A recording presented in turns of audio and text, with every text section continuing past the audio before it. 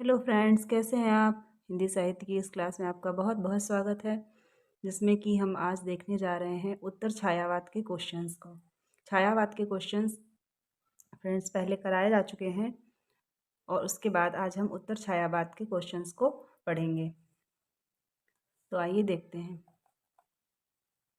उत्तर छायावादी साहित्य को बांटा गया है। ए प्रगतिवाद, बी प्रयोगवाद, सी नई कविता, डी ये सभी।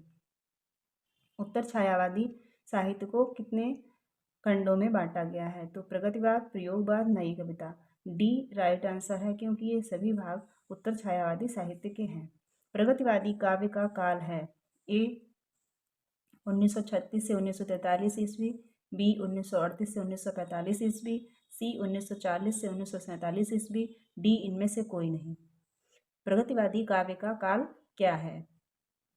तो ए सही उत्तर है। प्रगतिवादी साहित्य का काल है 1936 से 1943 ईस्वी।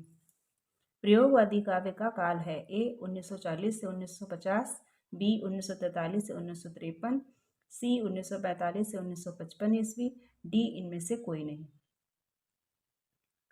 तो प्रयोगवादी काव्य का जो काल है वो प्रगतिवाद के बाद का 1943 से 1953 तक का जो काल है वो प्रयोगवादी साहित्य का काल कहा जाता है।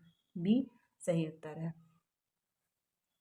नई कविता का काल क्या है? नई कविता का काल है ए 1953 ईस्वी से वर्तमान तक, 1955 से अब तक, सी 1954 ईस्वी से अद्यतन, डी 1956 ईस्वी से आज तक।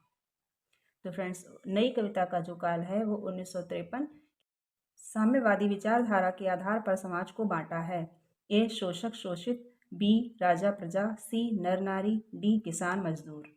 साम्यवादी विचारधारा के आधार पर समाज को किन वर्गों में बांटा गया है? तो ए राइट आंसर है, क्योंकि शोषित और शोषक वर्ग के बीच में साम्यवादी विचारधारा के आधार पर समाज को बांटा गया है। प्रगतिवादी कविता विरोध करती है ए समानता का, बी शोषण का, सी मार्क्सवाद का, डी इनमें से कोई नहीं। तो जो प्रगतिवादी कविता है वो शोषण का विरोध करती है, इसलिए बी सही उत्तर है। मार्क्सवादी विचारधारा में किस वाद की उत्पत्ति हुई? मार्क्सवादी विचारधारा से किस वाद की उत्पत्ति हुई? ए प्रयोगवाद, बी प्रगतिवाद, सी नक्सलवाद, डी समाजवाद। तो मार्क्सवादी विचारधारा से प्रगतिवाद की उत्पत्ति हुई। बी सही उत्तर है। प्रगतिशील लेखक संघ की स्थापना किस वर्ष हुई? ए 1936, बी 1938, सी 1934, डी 1937। प्रगतिशील लेखक संघ की स्थापना कब हुई? तो ए सही उत्तर है, 1936 ईस्वी में प्रगतिशील लेखक संघ की स्थापना हुई। प्रगतिशील लेखक संघ के प्रथम अधिवेशन के सभापति बने ए रामचंद्र शुक्ल, बी प्रेमचंद, सी दिनकर, डी निराला। प्रगतिशील लेखक संघ की जब 1936 में स्थापना हुई तो उसके अधिवेशन के सभापति कौन बने? तो बी राइट आंसर है, प्रेमचंद।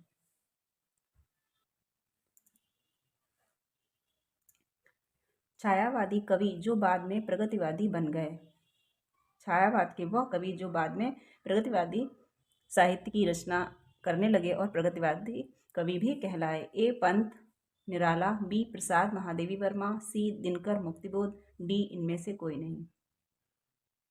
तो ए सही उत्तर है, पंत और निराला ने जो छायावादी कवि थे इन्होंने बाद में प्रगतिवादी साहित्य को भी लिखा। क्रांतिकारी पक्ष को प्रथम वाणी किसने दी? ए निराला, बी दिनकर, सी पंत, डी इनमें से कोई नहीं। क्रांतिकारी पक्ष को प्रथम वाणी किसने दी? तो इसका सही उत्तर है दिनकर। प्रगतिवादी काव्य की विशेषता नहीं है। ए समाज का यथार्थ चित्रण, बी विद्रोह एवं क्रांति की भावना, सी मानवतावादी दृष्टिकोण, डी कल्पना की प्रचुरता। प्रगतिवादी काव्य की विशेषता नहीं है। तो प्रगतिवादी काव्य की विशेषता इसमें से क्या नहीं है? समाज का यथार्थ चित्रण, विद्रोह एवं क्रांति की भावना, मानवतावादी दृष्टिकोण, ये तीनों प्रगतिवादी काव्य की विशेषताएं हैं, जबकि कल्पना की प्रचुरता जो है ये प्रगतिवादी काव्य की विशेषता नहीं है। और ये किस काव्य की विशेषता है, किस साहित्य की विशेषता है, ये आप हमें कमेंट में बताइएगा। प्रगतिवादी कविता की मुख्य विशेषताएं हैं ए शोषक वर्ग के प्रति घृणा, बी शोषित वर्ग के प्रति सहानुभूति, सी सामायिक समस्याओं का चित्रण, डी उपरोक्त सभी। तो प्रगतिवादी कविता की मुख्य विशेषताएं उपरोक्त सभी हैं।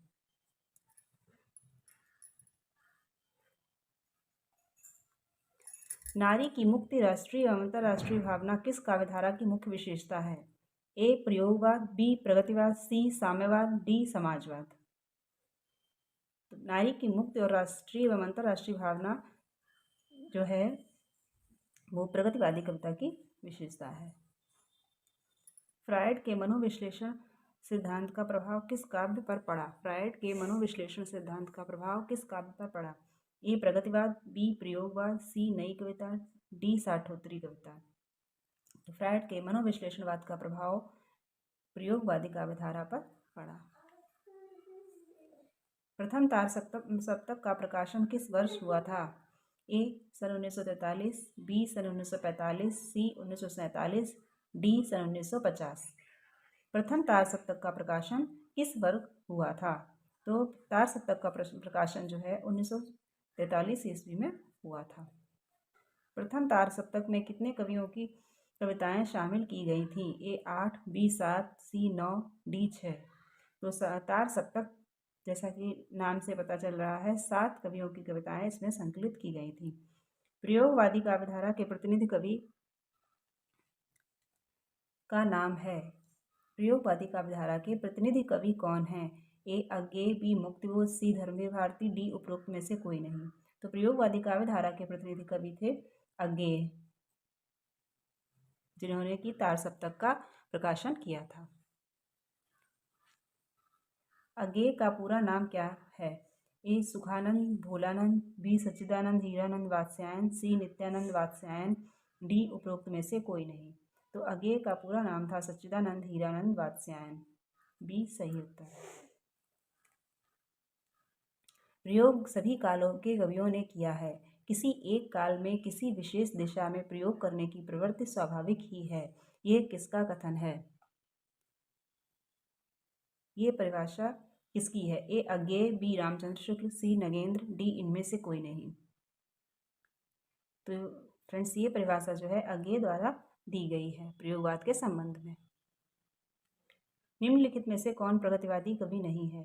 ए दिनकर, बी नागार्जुन, सी मुक्तिबोध, डी प्रसाद। निम्नलिखित में से कौन प्रगतिवादी कवि नहीं है? तो आप सब जानते होंगे प्रसाद प्रगतिवादी कवि नहीं है बल्कि छायावादी कवि है। निम्न में से कौन प्रयोगवादी कवि नहीं है? निम्नलिखित में से कौन प्रयोगवादी कवि नहीं है? ए अज्ञेय, बी पंत, सी भवानी प्रसाद मिश्र, डी धर्मवीर भारती।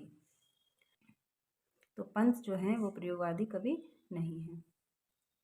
प्रयोगवादी काव्य की विशेषता क्या नहीं है? ए वैयक्तिकता की प्रधानता, बी अति यथार्थवाद, सी कुंठा और निराशा, डी प्रकृति का समग्र चित्रण। प्रयोगवादी काव्य की विशेषता क्या नहीं है? तो फ्रेंड्स डी प्रकृति का समग्र चित्रण जो है ये प्रयोगवादी काव्य की विशेषता नहीं है, बाकी तीनों प्रयोगवादी काव्य की विशेषताएं हैं। प्रयोगवादी काव्य की विशेषताएं हैं ए अति बौद्धिकता, बी विद्रोह का स्वर, सी उपमानों में नवीनता, डी ये सभी।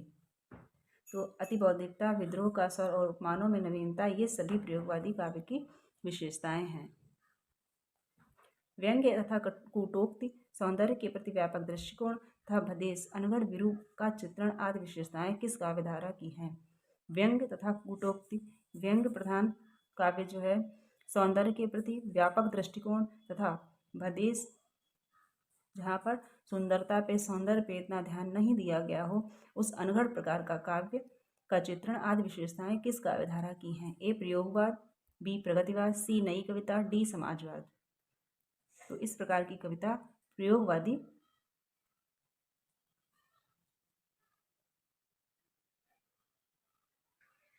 नई कविता को गति देने वाली पत्रिकाएं हैं। ए नई कविता, बी कल्पना, सी ज्ञानोदय, डी ये सभी। नई कविता, कल्पना और ज्ञानोदय ये सभी पत्रिकाएं जो है नई कविता को गति देने वाली हैं। नई कविता की प्रवृत्ति के अंतर्गत पंत की कौन सी रचना है? ए शिल्पी, बी चिदम्बरा, सी कला और बूढ़ा चांद, डी लोकायतन। तो पंत की कला और बूढ़ा चांद कविता जो है वो नई कविता की प्रवृत्ति के अंतर्गत आती है। नई कविता की प्रवृत्ति के अंतर्गत दिनकर की रचना थी। ए हुंकार, बी रसवंती, सी उर्वशी, डी चक्रवाल। दिनकर की जो कविता नई कविता की प्रवृत्ति के अंतर्गत आती थी उसका नाम है चक्रवाल, डी सही उत्तर है। किसी भी दर्शन के साथ न बंधने वाली कविता है। ए द्विवेदी युगीन कविता, बी छायावादी कविता, सी प्रगतिवादी कविता, डी नई कविता। तो नई कविता एक ऐसी काव्यधारा है जो किसी दर्शन के साथ नहीं बंधी थी। साठोत्तरी कविता को किस अन्य नाम से भी अभिहित किया गया? ए अकविता, बी भूखी पीढ़ी की कविता, सी असाठोत्तरी स्वीकृत कविता, डी ये सभी। तो साठोत्तरी कविता को इन सभी नामों से अभिहित किया गया था, तो ये सभी राइट आंसर है। नई कविता की विशेषताएं हैं अहं या अतिवैयक्तिकता की प्रधानता, बी घोर यथार्थवाद, सी यौन भावनाओं का खुला चित्रण, डी उपरोक्त सभी। तो उपरोक्त सभी जो हैं ये नई कविता की विशेषताएं हैं। बौद्धिकता की प्रधानता, लघुता की ओर दृष्टिपात, आस्था अनास्था एवं क्षणबोध, वैचित्र प्रदर्शन की प्रवृत्ति, ये विशेषताएं किस काव्यधारा की हैं? जिसमें बौद्धिकता की प्रधानता हो, लघुता की ओर दृष्टिपात हो, आस्था अनास्था एवं क्षणबोध, वैचित्र प्रदर्शन की प्रवृत्ति, ये सभी विशेषताएं किस काव्यधारा की हैं? ए छायावाद, बी प्रयोगवाद, सी नई कविता, डी प्रगतिवाद। तो ये सभी विशेषताएं जो हैं नई कविता की हैं। निम्नलिखित में से क्या नई कविता की विशेषता नहीं है? ए लघु मानववाद, बी तीक्ष्ण व्यंग, सी भाषा छंद बिंब एवं प्रतीकों में नवीनता, डी प्रकृति में चेतना का आरोप। प्रकृति में चेतना का आरोप ये नई कविता की विशेषता नहीं है। लोक चेतना का काव्य किस काव्यधारा को कहा गया है? लोक चेतना का काव्य किस काव्यधारा को कहा गया है? ए छायावाद, बी प्रगतिवाद, सी प्रयोगवाद, डी नई कविता। तो प्रगतिवाद को लोक चेतना का काव्य कहा गया है। प्रकृति के रमणीय चित्रों के बजाय ग्रामीण जीवन का नग्न यथार्थ किस युग की कविताओं में प्रस्तुत किया गया? प्रकृति के रमणीय चित्रों के बजाय ग्रामीण जीवन का नग्न यथार्थ किस युग की कविताओं में प्रस्तुत किया गया? ए द्विवेदी युगीन कविता, बी छायावादी कविता, सी प्रगतिवादी कविता, डी नई कविता। ग्रामीण जीवन का नग्न यथार्थ प्रगतिवादी कविता में प्रस्तुत किया गया। दिनकर किस तरह के कवि माने जाते हैं? ए छायावादी कवि, बी राष्ट्र कवि, सी प्रेम मस्ती के कवि, डी प्रयोगवादी कवि। तो दिनकर जो है वो एक राष्ट्रीय कवि माने जाते हैं, राष्ट्रीय काव्यधारा के कवि माने जाते हैं। वैद्यनाथ मिश्र किस कवि का मूल नाम है? ए नागार्जुन, बी धूमिल, सी मुक्तिबोध, डी त्रिलोचन। वैद्यनाथ मिश्र किस कवि का मूल नाम है? तो नागार्जुन का मूल नाम ही वैद्यनाथ मिश्र है, ये आपका राइट आंसर है। गीत फरोश के रचनाकार का नाम है? ए भगवती चरण वर्मा, बी भवानी प्रसाद मिश्र, सी अज्ञेय, डी दिनकर। गीत फरोश जो है वो भवानी प्रसाद मिश्र की रचना है। किस दर्शन से प्रगतिवाद का संबंध है? ए द्वैतवाद, बी अद्वैतवाद, सी मार्क्सवाद, डी छायावाद। किस दर्शन से प्रगतिवाद का संबंध है? तो सी राइट आंसर है, मार्क्सवाद से प्रगतिवाद का संबंध है। निम्न में कौन प्रगतिवादी कवि नहीं है? निम्न में कौन प्रगतिवादी कवि नहीं है? ए प्रसाद, बी दिनकर, सी निराला, डी नागार्जुन। तो फ्रेंड्स प्रसाद जो है वो प्रगतिवादी कवि नहीं है और बाकी तीनों जो दिए हुए हैं वो प्रगतिवादी कवि में भी आते हैं क्योंकि इन्होंने प्रगतिवादी रचनाएं भी की हैं। तो आज ये फ्रेंड्स आज ये उत्तर छायावाद के क्वेश्चंस यहीं तक। इससे आगे के क्वेश्चंस हम अगले वीडियो में देखेंगे।